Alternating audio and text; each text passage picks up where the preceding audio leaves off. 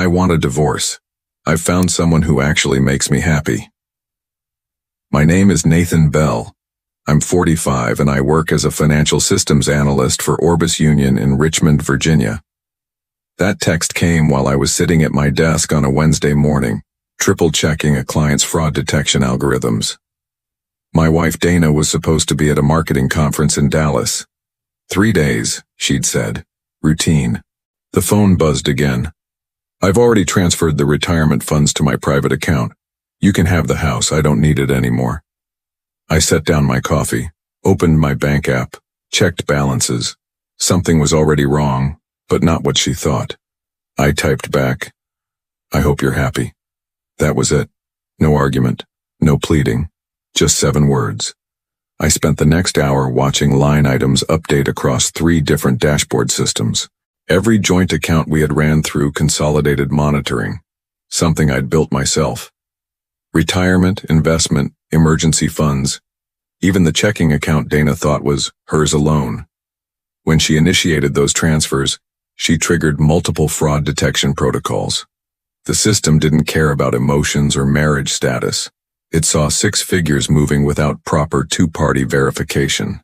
The federal anti-fraud measures kicked in automatically. By noon, my phone lit up with alerts. Not from Dana, from the receiving institution. Account review initiated, deposits frozen pending investigation. I didn't smile, didn't celebrate, just closed the alerts and went back to my work. Someone else's financial security needed my attention. Dana's phone would start buzzing soon enough. She'd try to access the money and find her balance at 0. The system has no sympathy for bad decisions. I'd learned that lesson watching accounts freeze during suspicious activity investigations. Money doesn't care about love, betrayal, or timing. It follows rules. And Dana had just broken every one. We'd been married for 22 years. High school sweethearts from Petersburg. I was the numbers guy even then, calculating strike rates for the baseball team, tracking our senior class fundraising penny by penny. Donna was the social butterfly. Everything a marketing professional should be. Charming, persuasive, always networking. You're too careful with money, she'd say after I'd triple-check our tax returns. Someone has to be, I'd respond. It worked for years. I managed our finances while she built her career at Valerie Marketing Group. She traveled often, workshops in Austin, seminars in Phoenix. Always networking, always for the company. The warning signs came slowly, like mist settling over water. 6 months ago, she stopped asking about retirement projections. 3 months back, she opened a credit card without discussing it first. 2 weeks prior, she'd remarked our guest room was too cluttered. Who comes to visit anymore anyway? My sister had noticed it during Thanksgiving. She seems distant. Just work stress, I'd explained. But Dana wasn't stressed. She was planning. While I maintained our consolidated financial tracking system, something I'd built after a failed audit at a client company cost them millions, she'd been studying it too. Learning blind spots. Except my system didn't have blind spots. Every account connected. Every transfer monitored. Not from distrust, from habit. From years of catching client fraud attempts and understanding how money moves when people don't want it traced. Tuesday night before she left for Dallas, she'd been unusually interested in our retirement balances. How much do we have total? She'd asked over dinner. About $800,000 between us, I'd said. Why? Just curious. Now that curiosity made perfect sense. She'd been calculating her exit strategy. I thought about calling her mom, her best friend Patricia, my own parents. But what would I say? Your daughter tried to steal our retirement and got caught by fraud detection? It sounded ridiculous. Soap opera material. Instead, I made myself dinner, watched the news, checked the alerts one more time. The transfers were still frozen. The fraud investigation would take 5 to 7 business days before releasing or returning the funds. Dana had gambled on speed, hoping to access everything before I noticed. before the system caught up. She'd forgotten that in our years together, I'd never once overlooked a financial detail. The call came Friday morning at 11:30. "Nathan, my card's not working." Her voice carried that edge I recognized from conference calls when her presentations went wrong. Controlled panic disguised as mild annoyance. "What's your balance?" "Zero." "How is it zero?" "I transferred." "Right, about that." I heard her breathe, then silence. "What did you do?" "Nothing," I said truthfully. The fraud detection system flagged unusual transfers from protected retirement accounts. Federal regulations require review for large withdrawals without proper joint authorization. More silence. "How long?" 5 to 7 business days. Maybe longer if they find issues. She hung up. I sat in my home office looking at the fraud alerts, sipped my coffee. Something fundamental had shifted in me. Not anger, not betrayal exactly, just clarity.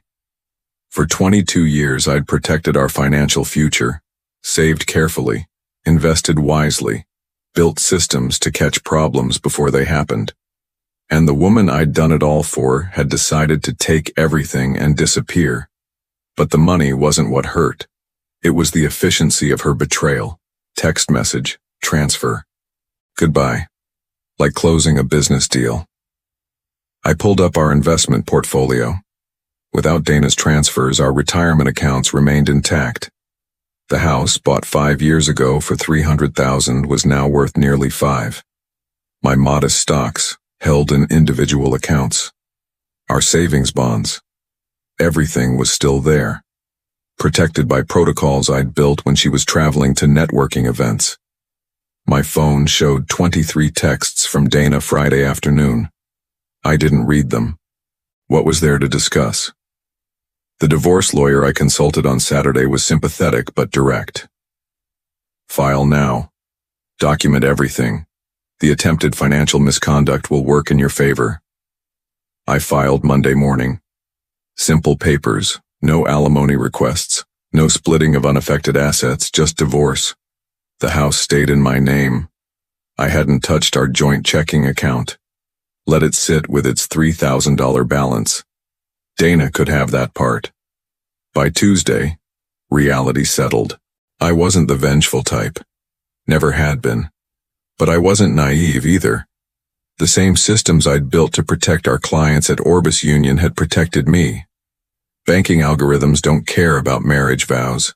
They care about patterns, about authorization, about compliance. And Dana had violated every rule while thinking she was being clever. I went to work, ate lunch at my desk, reviewed fraud cases. The irony wasn't lost on me. Weekend came. I cleaned out the guest room Dana had complained about, donated her old books, boxed up photos. Not out of anger, out of practicality.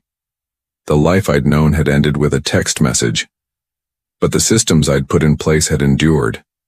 Sometimes the best plans are the ones you hope you'll never need, and sometimes they save you without you lifting a finger. Dana hired Patricia Martinez as her attorney. I knew Patricia from neighborhood barbecues, always the one talking about loopholes and legal workarounds. They filed a motion claiming I'd orchestrated the account freeze deliberately. "Your husband used his financial expertise to sabotage marital assets," the papers read. I met with my own lawyer, William Brooks at West Hill Legal, former banker himself. He read the motion and chuckled. "They're going with misconduct?" He shook his head. "Bold strategy when the fraud alerts are automated system responses, not manual actions." The hearing was scheduled for 2 weeks out.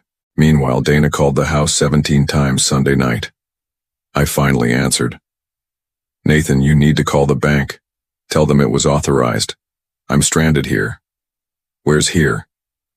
"Phoenix. I'm staying with friends." "Phoenix isn't Dallas." Silence. Then, "It's complicated." "I'm sure it is. Did you call your conference organizer? Your boss at Valerie?" "Don't start." "Just asking. since you're supposedly at a work event. Click. Monday brought interesting developments.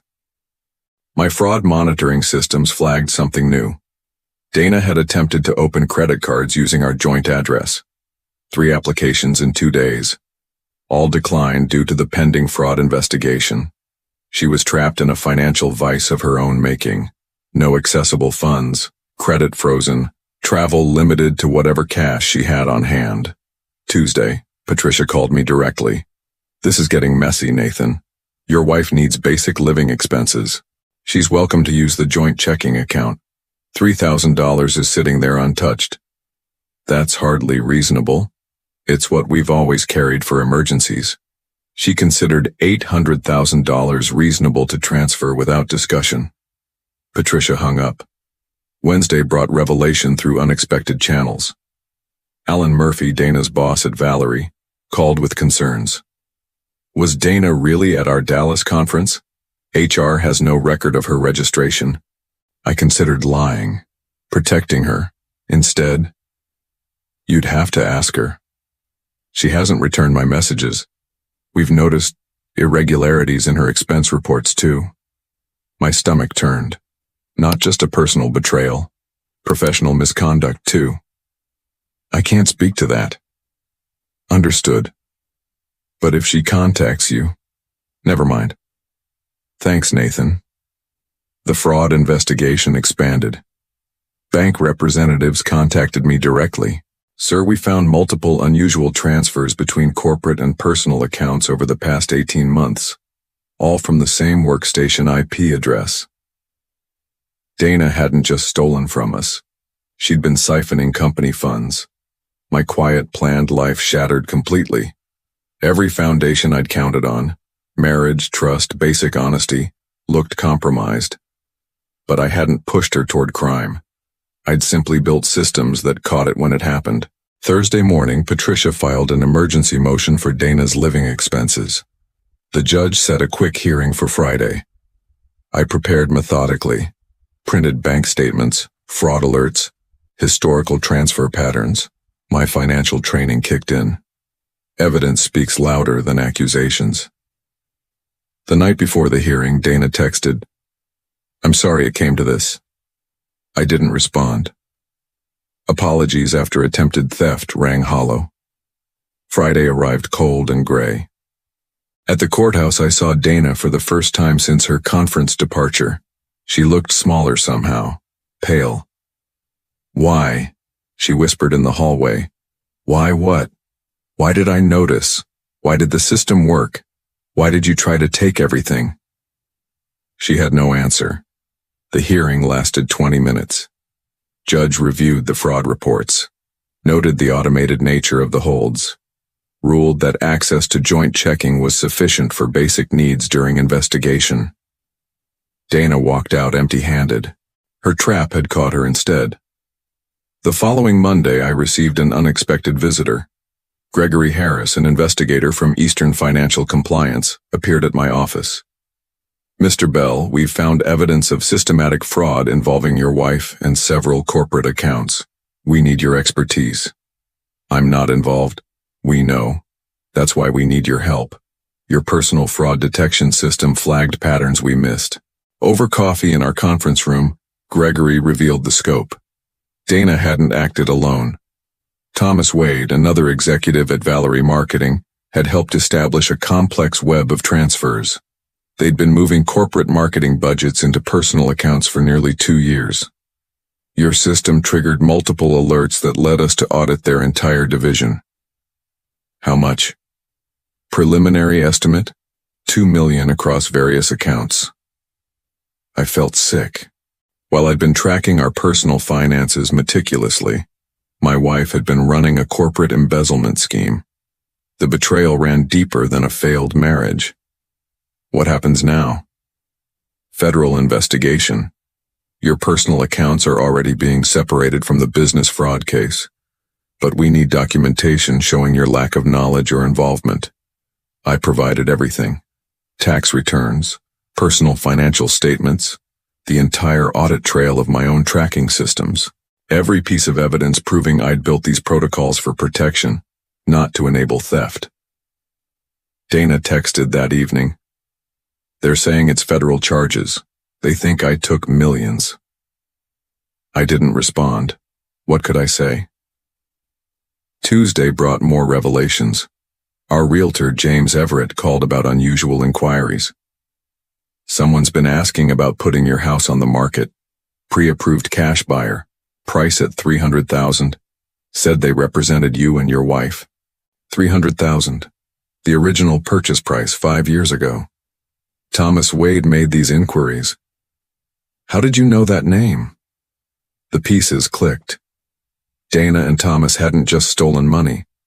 They'd been planning to buy our house at its old value through a Confederate buyer. Flip it for the current market price of $500,000. Pocket the difference. A complete exit strategy disguised as a real estate transaction. Wednesday, I met with Detective Sarah Flynn from the Richmond Financial Crimes Unit.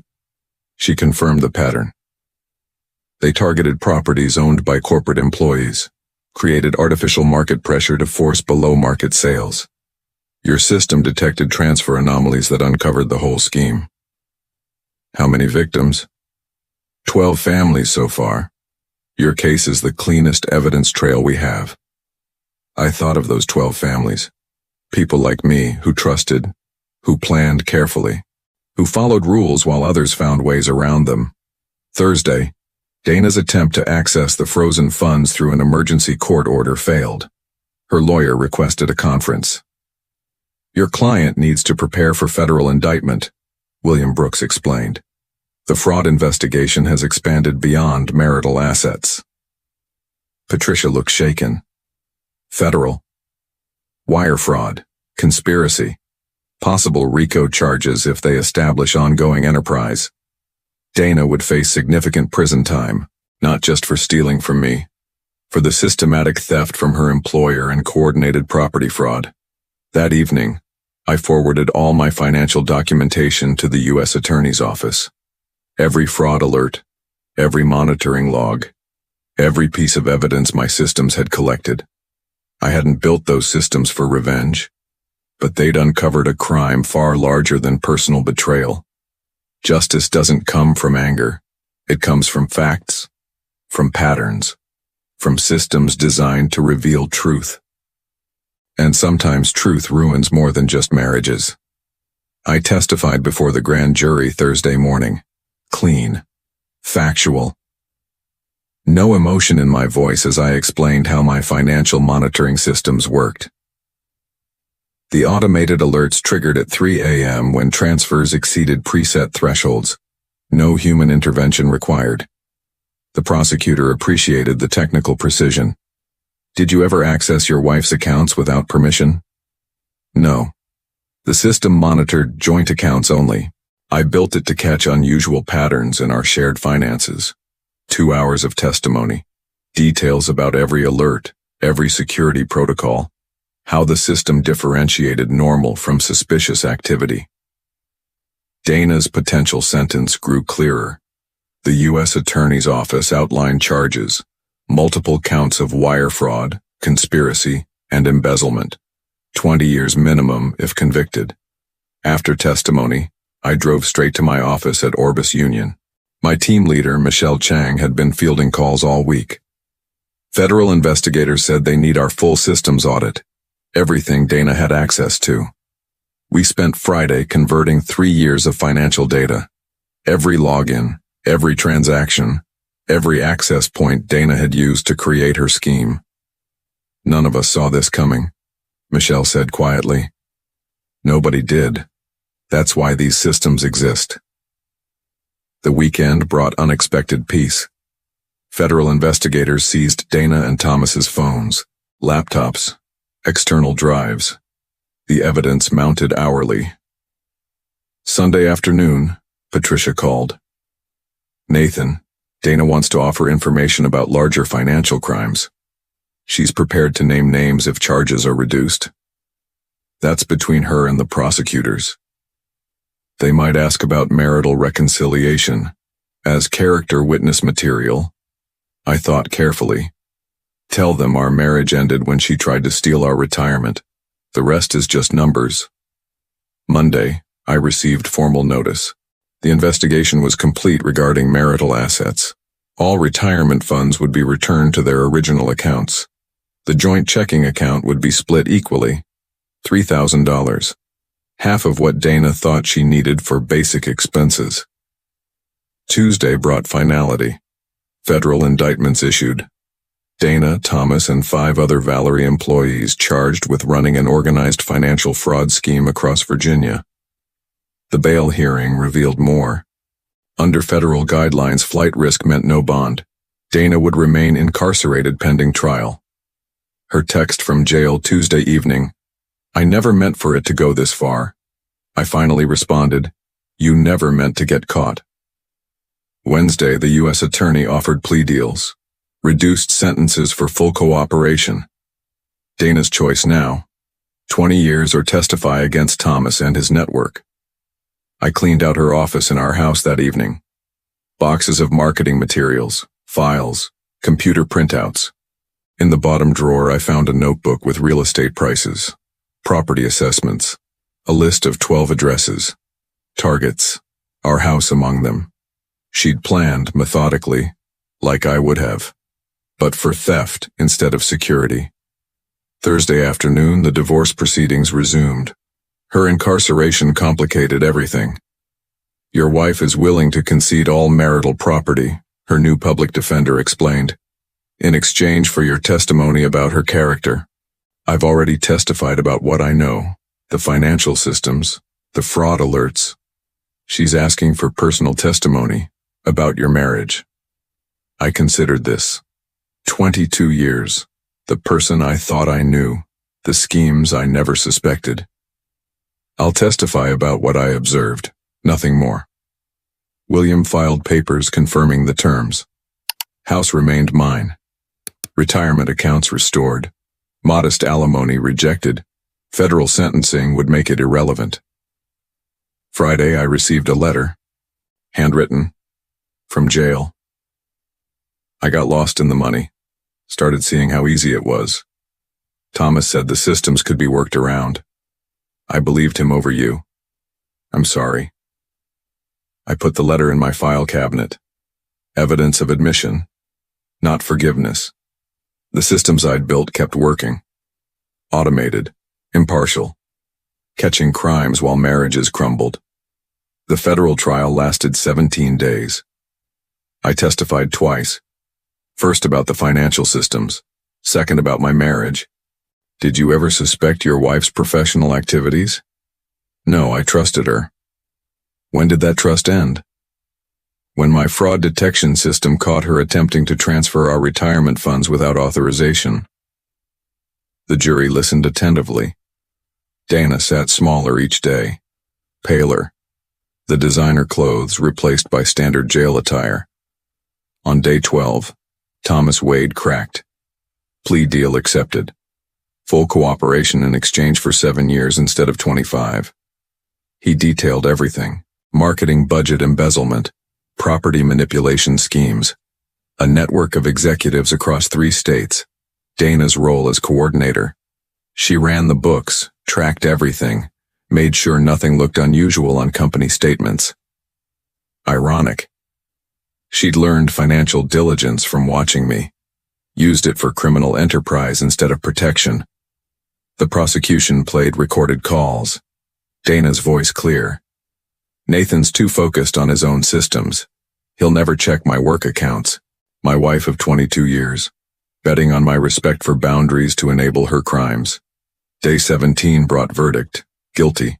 12 counts of wire fraud, 8 counts conspiracy, 2 counts embezzlement. Sentencing set for 6 weeks later. I walked out of the courthouse directly to my truck. No press conferences, no statements, just drove home. The financial system had done its job. Caught the fraud, provided evidence, enabled justice, not revenge, just consequences. 2 months after sentencing, Dana received 18 years, Thomas 9. I sold the house.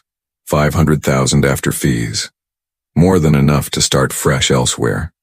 I kept the Richmond job at Orbis Union, enhanced my fraud detection systems, Added features specifically designed to catch corporate embezzlement schemes.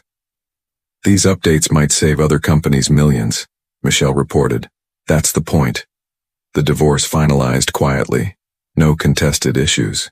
Dana's guilty plea eliminated contention. I signed papers while she began her prison sentence. William called with update. Full restitution ordered. Your retirement funds are permanently protected. I bought a smaller house in Norfolk. 1 story. Simple. No guest rooms to clutter. No reminders of 22 wasted years. Started teaching part-time at Old Dominion University. Financial fraud detection class twice weekly. Real cases. Real lessons. Trust, but verify, I told students. Systems protect when people can't. Occasionally received letters from prison. Dana's remorse deepening with isolation. I didn't respond, didn't visit, didn't forgive, not cruelly, just cleanly. The systems operated without emotion. Algorithms catching patterns. Mathematics revealing truth. I learned to live the same way. 3 years later, morning coffee ritual established. Simple breakfast. Market checks automated. Drives to work without destinations to avoid. Sometimes passed Valerie Marketing Group while running errands. New building, fresh start. 12 families received restitution. Learned to trust carefully. Life continued. Orderly, systematic, protected. The lesson carried forward. Betrayal happens, theft occurs, systems endure. And sometimes justice arrives through equations rather than emotions. I've made peace with that mathematics.